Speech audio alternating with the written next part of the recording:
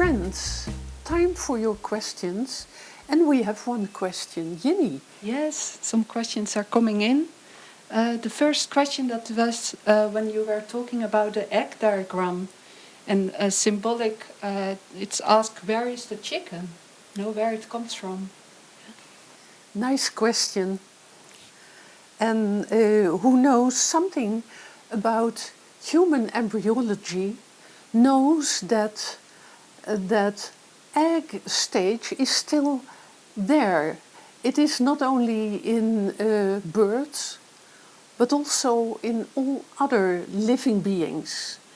And in fact, what Helena Blavatsky showed is that that egg, that sphere of influence that we build around us, that egg is always there. Always. Even when you have a chicken. For what we call a chicken is in fact the outer body of a consciousness, of a being that learns its lesson at this moment as a bird, as a chicken. But in far, far future, that same entity will have grow into a being that learns its lessons as a human being. So whatever we see of each other is only our outer body.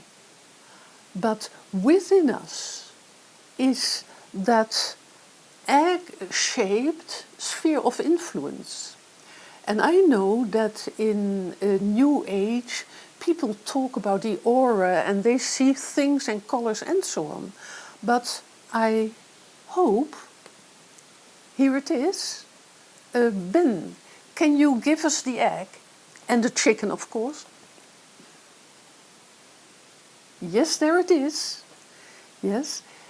Can you understand, when I talk about inner God, and I talked about the range of consciousness of our galaxy, that which is seen in New Age, that aura and so on, that is not that sphere of influence I meant. We have a sphere of influence as large as the galaxy, not just 2 millimeters around the physical body. And that sphere of influence is always there. Whether we are alive, whether we are between two lives, it is always there. And therefore, the chicken is a being that is incarnated within that sphere of influence. Like here you have the name body. And it can be a human body. But when we die, we are still there. And that is exactly what I have to tell you now in context with conscience. What are we doing when we are living? We interact with other consciousnesses, with other beings, and by doing that, we learn lessons. We learn also spiritual lessons, great lessons, also smaller lessons for how to start your car and such nonsense. For the next time we incarnate, there are no cars anymore. So that is knowledge only for this life. And the really deep spiritual lessons we learn during our life, we take with us on our journey between two lives. And we build those lessons in our character. And our character, our inner character, you can define as all the wisdom lessons of all those reincarnations of all those lives we have lived. And that total sum of all those wisdom lessons, that, friends, is our conscience. And that is so important to realize. For what we have developed during all those incarnations is in fact ourselves. We are our conscience. We don't realize it every second of our lives, but in fact we are the reincarnating part of us. That is what we really are. And that part is our conscience, our wisdom heritage of all those lives we live. How long is that series of incarnations during which we expressed more and more our wisdom? That is from the moment we started to think. For only when you think, when you have self-consciousness, you are able to see what you do and to draw lessons from it. That is, you can reflect on yourself and therefore self-consciousness. And not the exact year, but the period in which the average part of humanity, not the pioneers, for they could think already earlier, and they are now our spiritual leaders, our Buddhas and Bodhisattvas, but the average human being started to use its thinking faculties 18 million years ago. In the old, ancient Hindu writings, you can find those numbers. So, we are already expressing more and more our inner wisdom, and that means that we are building our wisdom heritage, our conscience now for 18 million years. And that's quite a lot of years. That's quite a lot of incarnations, quite a lot of lessons. But in the life of the planet, it is peanuts. 18 million years in the incarnation, the life of this planet, the life of the planet is, you have to reckon in, what was it? 4 billion years. And what is 18 million years in that period of time? Nothing. We just started to think. And please keep that in mind. So, to recapitulate for you, we are, in fact, our conscience. And our conscience is our sum total of all the wisdom lessons we learned in 18 million years of reincarnating. And I hope that you will think it over, look at this YouTube lecture again and again and try to understand it. And next week we start to talk with each other about it in our study meeting.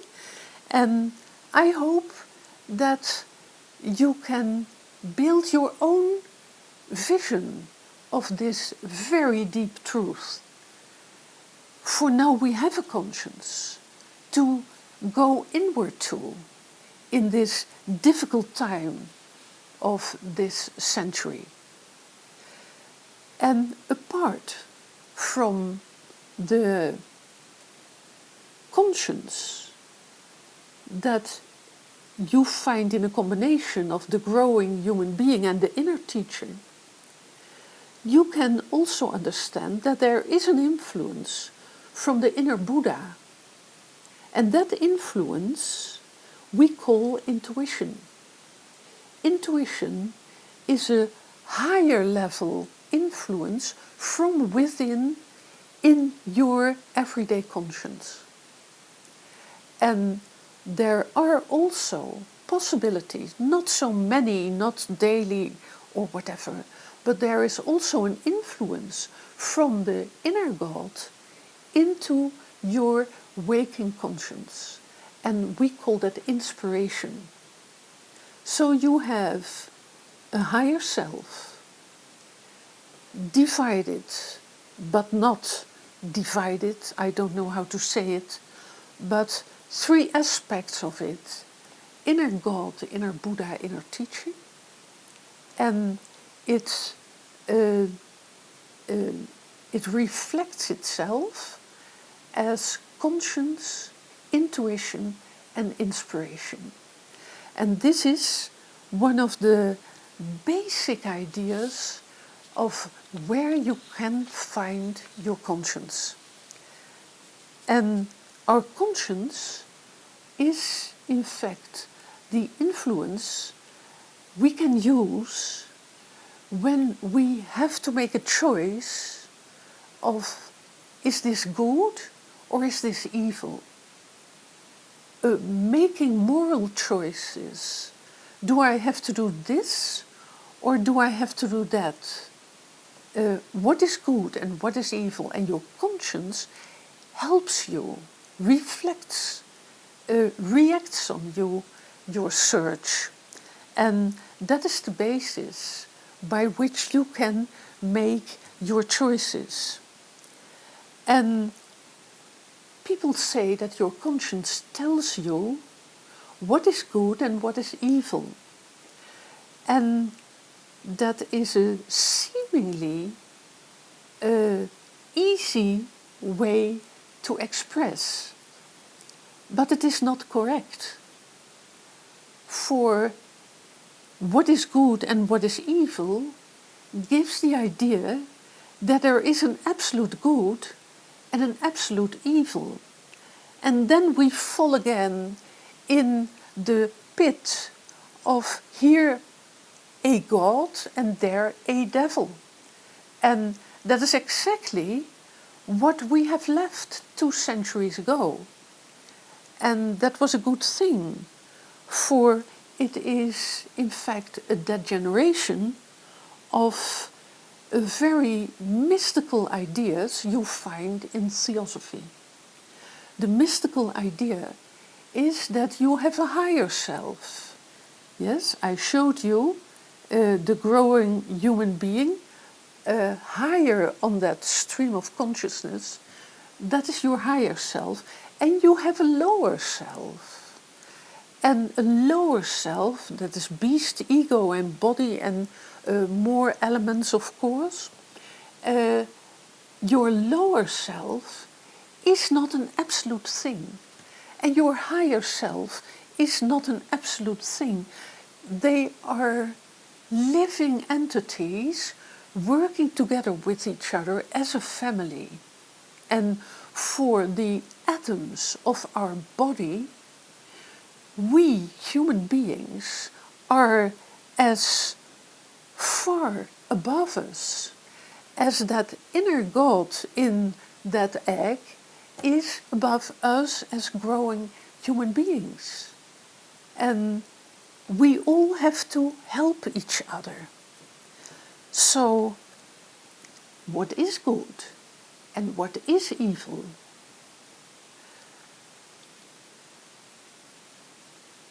What is good for one being is evil for the other being. Good and evil are no absolutes, and I try to explain that to you. An animal learns its lessons on the level of instinct. When an animal is in a difficult situation, they have 3 options: to ignore, to flee, or to fight. You know that, yes? Dogs, cats, they have that. And those are instinctive reactions. And that is the level on which an animal is learning at the moment. But a human being has already developed the instincts and is learning its lessons now on the level of thinking.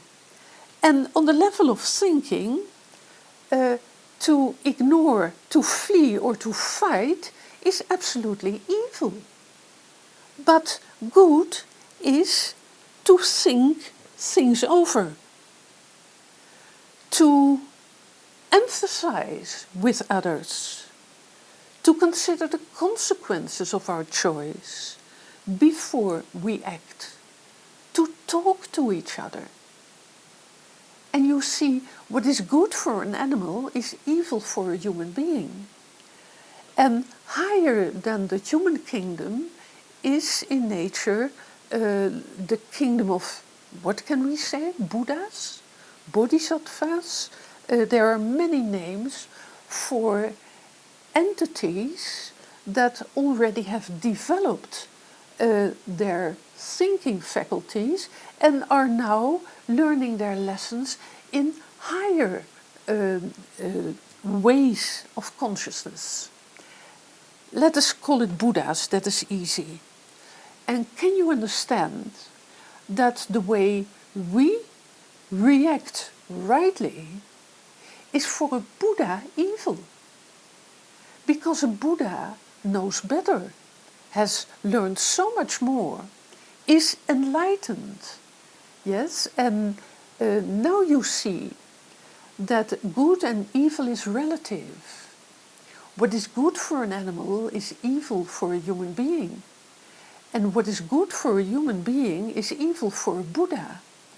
And what is good for a Buddha is evil for a layer of consciousness higher than a Buddha. So what then is the definition of good? When are you doing the things in the right way?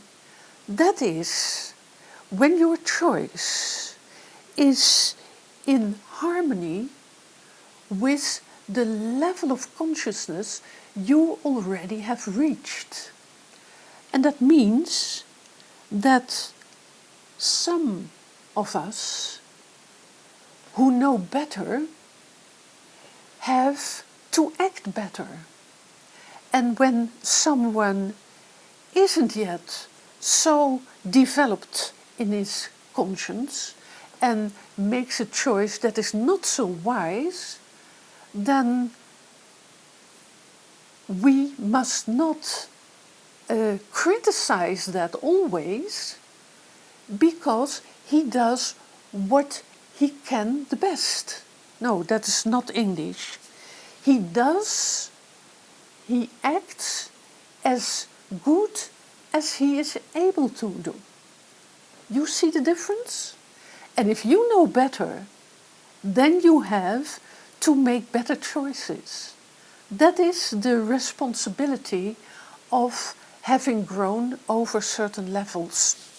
You see, explaining theosophy in a language which is not your mother tongue is more difficult than when I would do it in Dutch. But we all try together. So,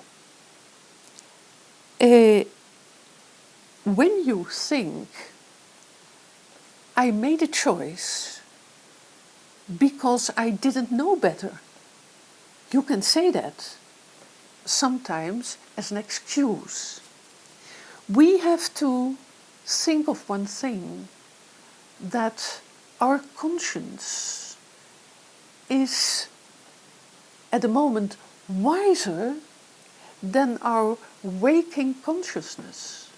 When we are awake, we are not realizing our conscience totally. And that is what we have to learn.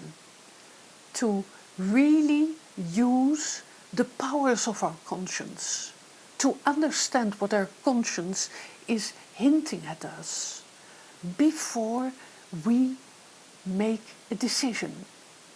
For you can make decisions without thinking, and those decisions are always worse in quality, lower in quality, than when you really had gone inward to your consciousness, to your conscience, and try to hear what your conscience tells you.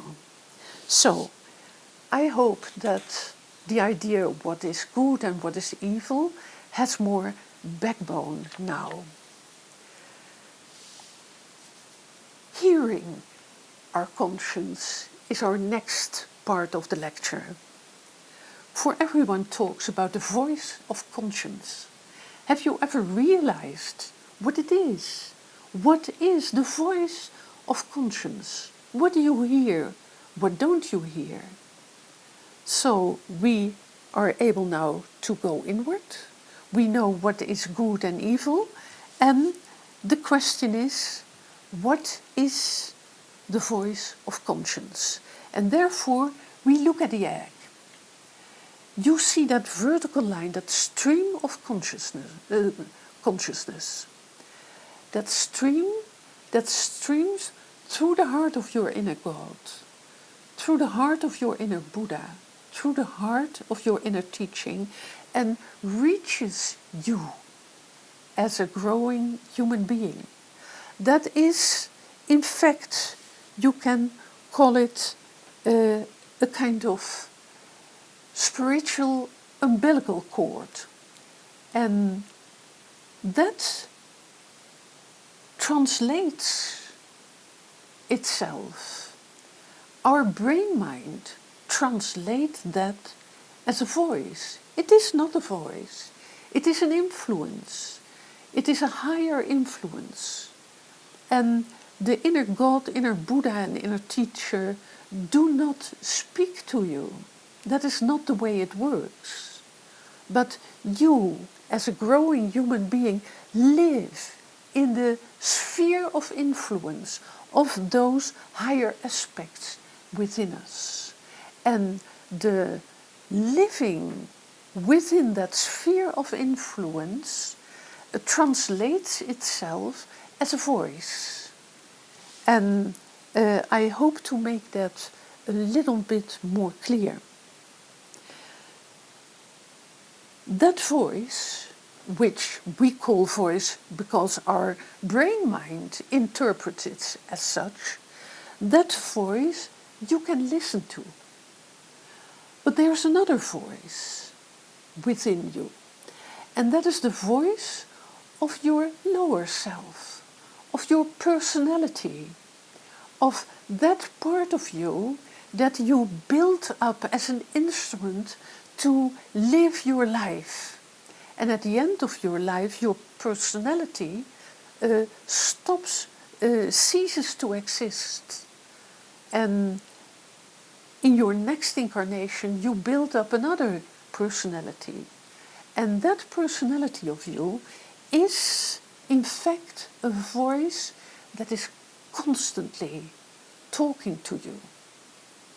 And one of the first steps in any meditation is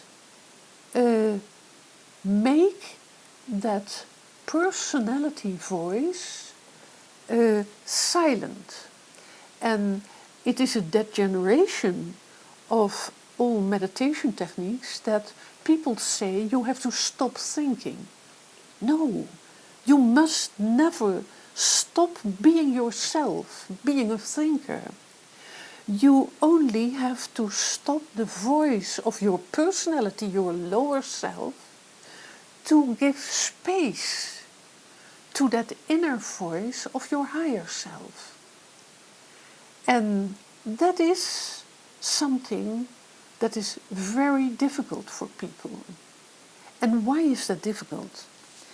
Because when you want to silence that constantly moaning, discussing, talking personality within you, you think you have to start telling that personality to stop talking.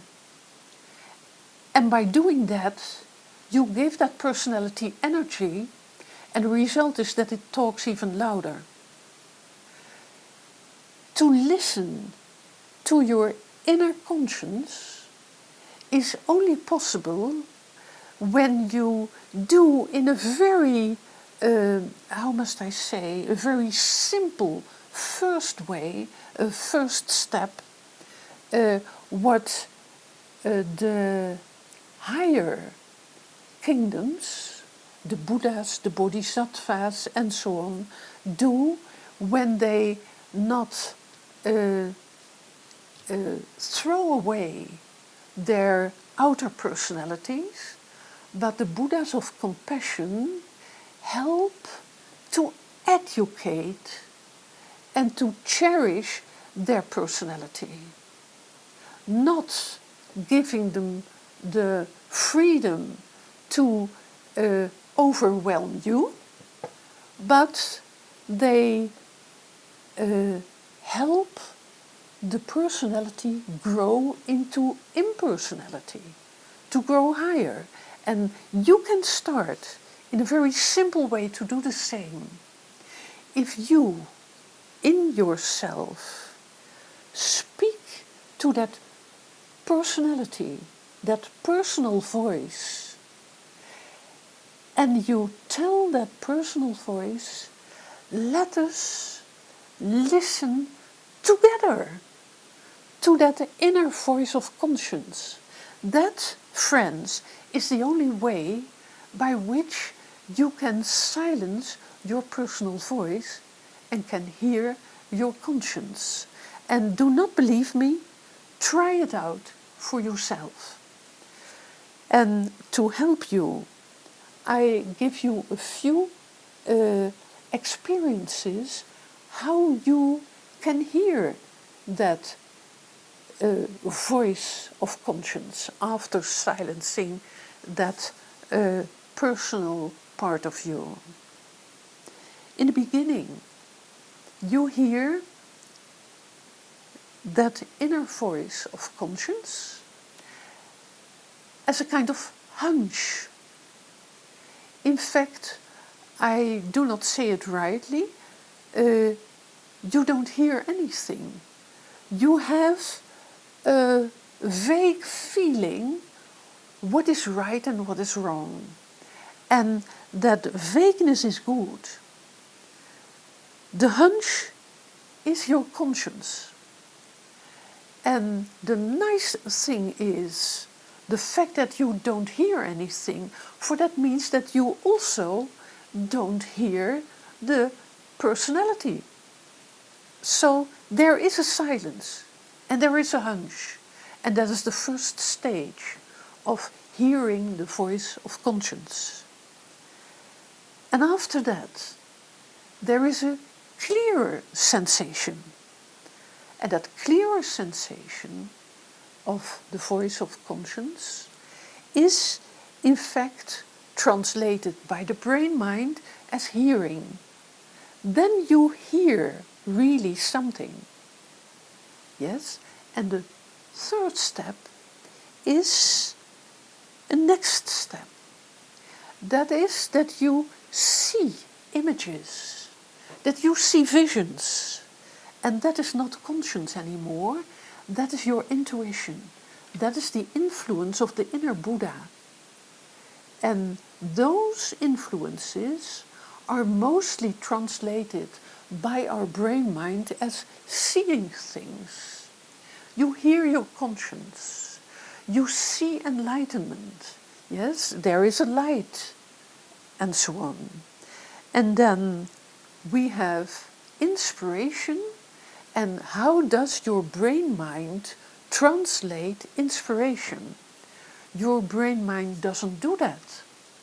There are no senses at the moment you seemingly use to express the idea of inspiration. When from the inner God to you there flows an influence, then your senses are silenced. You only have an overwhelming, calm, totality understanding, a totality experience. And what is a nice thing, you cannot explain that to others. The moment you start to explain, you lose it. So please do not try to make it into a work of art or write a book about it or whatever, for you never will be able to use the right terms or colors to express what inspiration is. You see, you start with a hunch, and then there is an experience of hearing, both conscience. And then you have the fact that you see a vision, beautiful, and that is the influence of your inner Buddha, intuition. And then you have an overall tranquil totality experience, and that is the influence of the inner God. I have the feeling that I give you a lot of information, but I have the, how must I say that, the hope that when it is too much in this lecture, too much information, that you start YouTubing and look at this lecture again and perhaps again in the same way as you read a good book. You reread and you reread till you understand it. It is like reading the dialogues of Plato. When people say, oh, I read it and I just understood everything. Yes, I never trust such an expression. So please take your time to find out exactly what Theosophy has to offer you on this front. You see, we talked about the reason of this lecture, of lecture series. We talked about what is conscience. We talked about what is good and evil. We talked about what is the voice of conscience. How can you hear that? And this is halfway our lecture. Take 3 minutes, write your questions, and after 3 minutes we answer them. Okay. Friends, we start with your questions. Jenny. Yes, there are some questions, also some what were asked before already. So somebody wants just to check, conscience seems to be very near, but sometimes that we do not realize it, that it's so close to us, because we are not focused on it, and because we are focused too much on the outer life and the stimuli from the outer life. Do I understand that well? Yes, that is exactly how we would continue our lecture. And you're totally right. Okay. Then there's another question. Some say consciousness is shared. Conscience. Conscience, yes. It says consciousness, but I think it's conscience. Shared, yeah? Conscience is shared. Is conscience exclusive to the individual, or is it possible the experience or awareness of conscience is that of a much larger shared or cumulative one? Sorry. We have it. Okay, good question. I try to answer it. Your conscience is in fact your own sum total of your own wisdom lessons in past incarnations. But we form as human beings, a family, the human kingdom, here on this planet.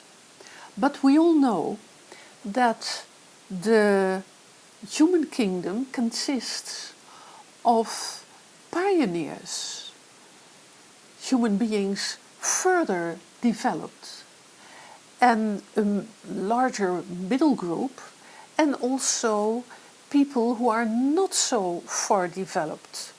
We know that, and that has nothing to do with race or education or whatever, or nation where you are born. But humanity is not all the same. Not all human beings have the same level of inner wisdom developed. And many times their philosophers or whatever speak of shared conscience, the conscience of humanity, they call it, and group conscience, but it is always the sum total of all the wisdom every being in that group has developed already. And you know, I give you an idea of a group. Have you ever been in a football stadium?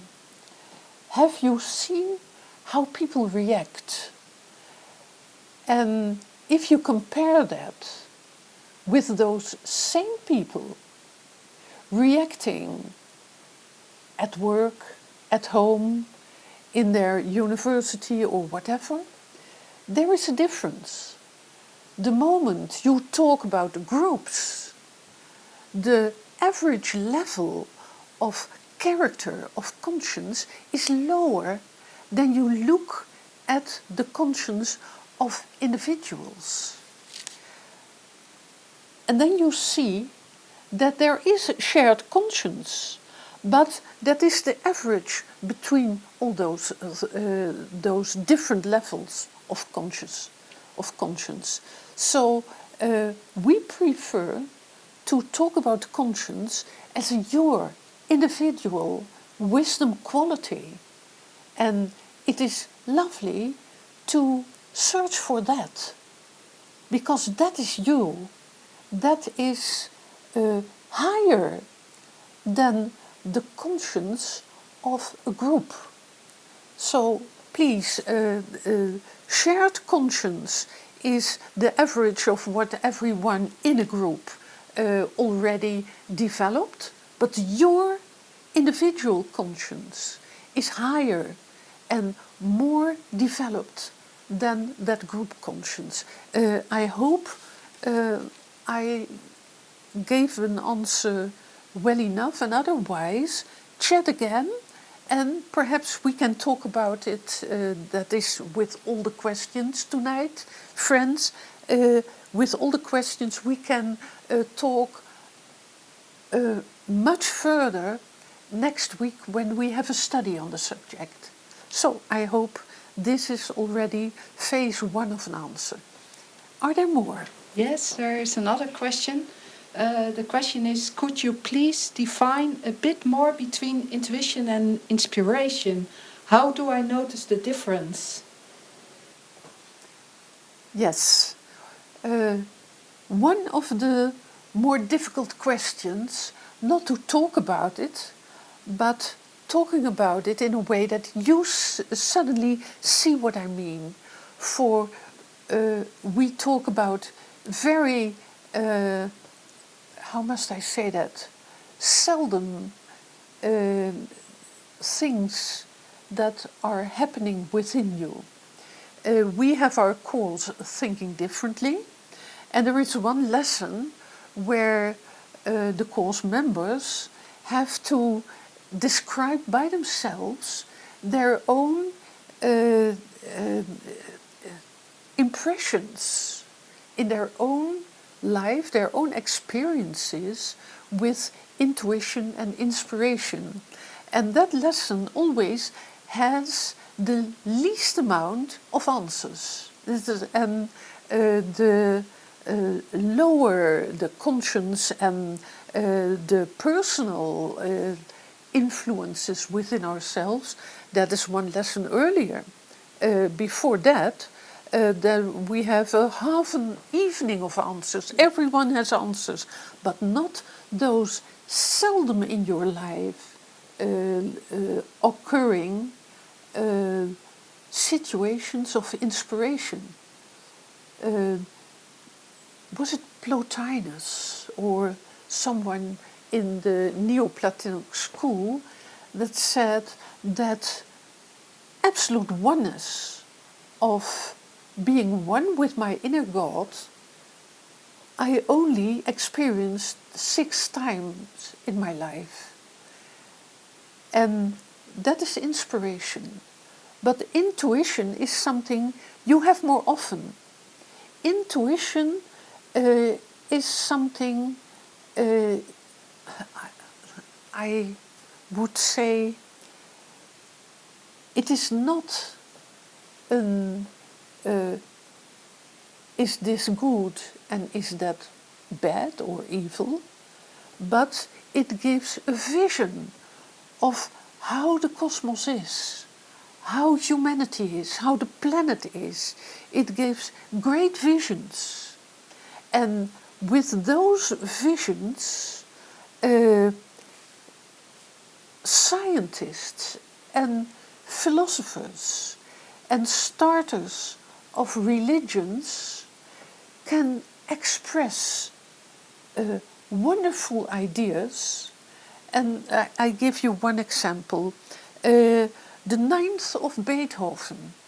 If you look at the text, if you look at the music, there happened something in that Napoleonic time with all the cruelties and all the wars of that period.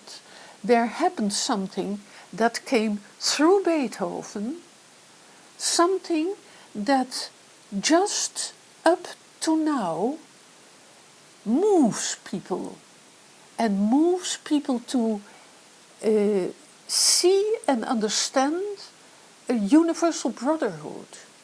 Alle Menschen werden Brüder.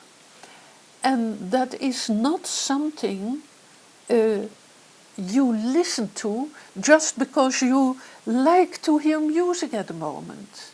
It is something that touches your heart. And this is the result of an intuition and inspiration together in a composer as Beethoven and a poet as, who was it, Schiller, wrote the text. And I have the impression that it's better not to analyze the difference between the two. If it happens to you, do something with it. Do not only enjoy it or be blessed or being so overjoyed, but know one thing. The moment intuition reaches you or inspiration, at that moment it is not for you. And in later lectures I want to talk about that with you. The moment you are inspired, you have to take that inspiration and give it to humanity. Because inspiration means that you see your oneness with humanity, the planet, the solar system and so on. At that moment, your inspiration is not yours, is of the whole, of everyone. And I have as examples those Buddhas of compassion who do that, who take their inspiration and give it immediately, not even joy about it, but give it immediately to the rest of suffering mankind. So I hope that this gives a little bit of explanation of a very intricate subject. I hope it helps. Are there more? Yes, Yes, Ooh. there's one more. Okay. It would seem that this deliberate attempt to disable lower thoughts and actions in the attempt to activate our better nature is a commitment one must continuously maintain. Is that right? Yes. And did you say disable? Yes, it says here disable lower thoughts and actions. Okay. That means that I did not explain it well enough.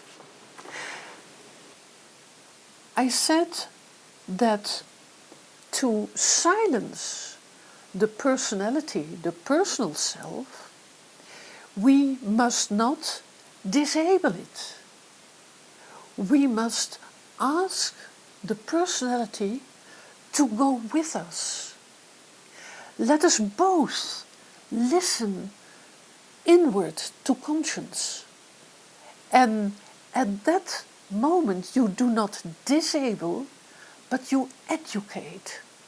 You inspire your personality.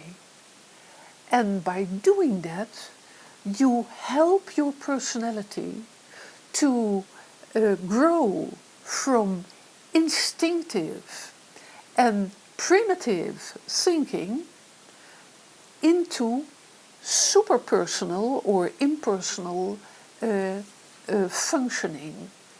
Yes, we take our personality with us.